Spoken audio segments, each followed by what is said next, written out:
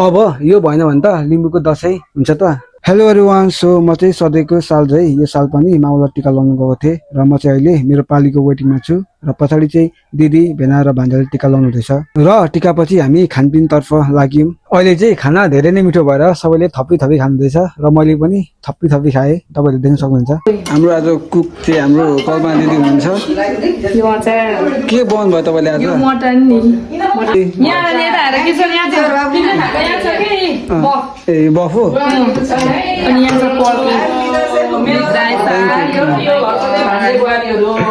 अनि यस्तो मिठो खाना खुवाउनु भएकोमा हाम्रो माइजू दिदी र दुईजना भाउजूलाई धेरै धेरै धन्यवाद। हाम्रो योपालिको दसैँ चाहिँ एकदम रमाइलो भयो। अनि तपाईँहरूको कस्तो भयो होला कमेन्ट गर्नु होला। यहाँ चाहिँ बाजे नातिले मलाई जस्तै क्यामेरामा देखाएर खानुहुने रे, त्यही भएर यहाँ देखाएर खानुहुँदैछ। लु मामा भान्जाको पनि अब क्यामेरामा देखाएर खाने पालो आयो है।